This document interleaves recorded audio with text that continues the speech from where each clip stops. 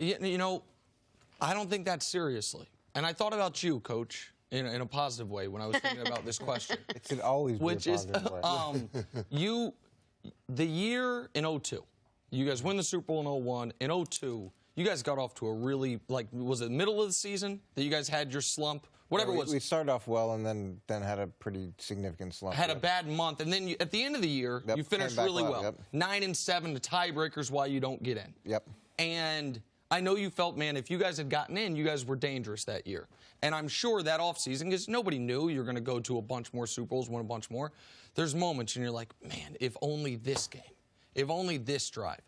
And I feel like the Rams, who are playing their best football this season right now, are going to end up a game shy of the playoffs. And they're going to look back to a home game against Tampa where they scored 40 and lost by 2 touchdowns. Or a road game to Pittsburgh when Pittsburgh was on one of their backup quarterbacks. They hold Pittsburgh to 17 and they lose by a touchdown and say, if only we had gotten it more together in one of those spots, both of those spots, because the Rams still have to go to San Francisco.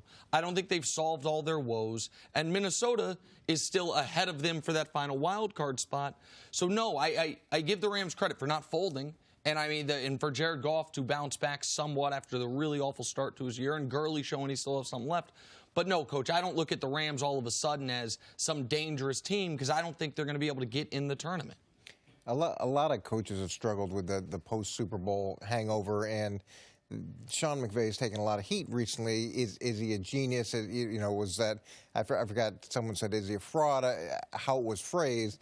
To me, those are really unfair assessments. Strings. And yeah, the situation that the Rams are in, of learning how to deal with success, of dealing with the same issue that most teams have after losing. Like the way the Eagles are. Yeah, after losing the Super Bowl, and trying to figure out which way they're going to go. And obviously they've struggled with that. It's nice to see these last 2 games against Arizona and then last night against Seattle of what they could potentially be. Now, that being said, it felt a little bit more last night like Seattle didn't come to play as opposed to the Rams just being on top of their game. It kind of meshed up both ways. Yeah, Seattle played on the Monday night against the Minnesota Vikings. That was a closely contested game to the end. So short week on the road against a division opponent that's got to have it to keep their playoff hopes alive. You could understand how the Rams would have a little more juice, a little more intensity than the Seahawks. And that's exactly what happened. Now, you talked about the questions that people have out there about Sean McVay.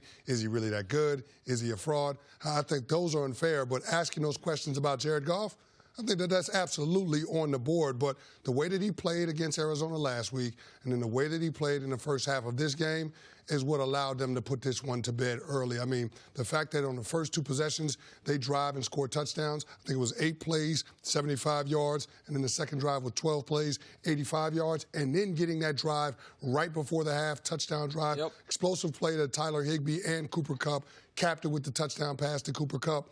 21-3 at halftime, you realize that it was going to be hard for that Seahawks team to mount a comeback in the second half just because how they're built. Seattle wants to run the football and then, of course, allow some late-game magic in a close contested game with Russell Wilson. They didn't have that opportunity in yesterday's game, and that's because of what Jared Goff did early.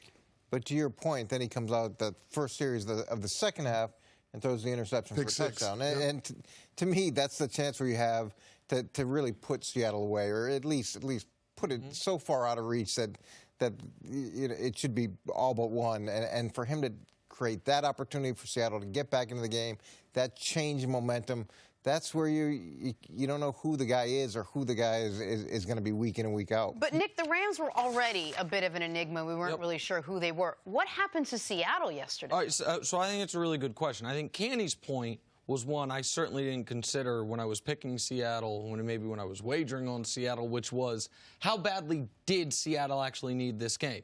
Because we might say, well, if they'd won the game right now, they'd be the 1 seed, and now they're the 5, and that's all true.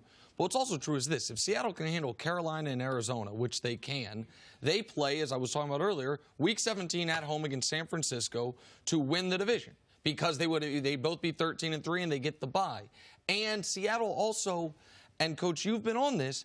They've been playing with fire all year as far as falling behind. The defense being leaky, more leaky than any defense I can remember in the Pete Carroll era.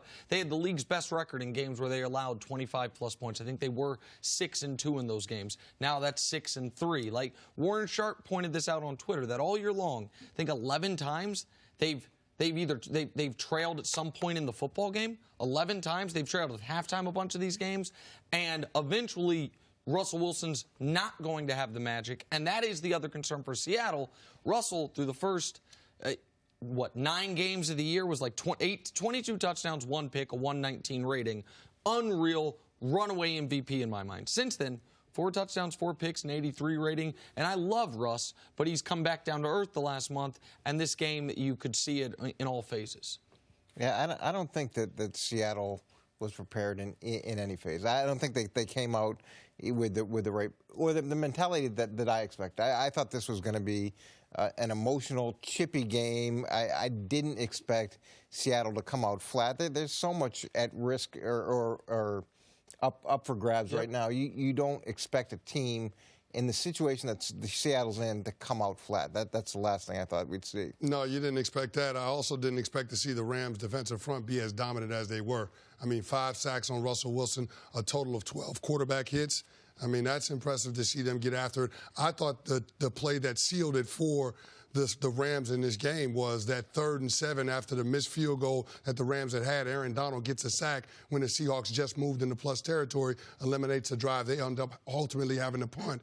And then, of course, the Rams score a touchdown and put the game out of reach.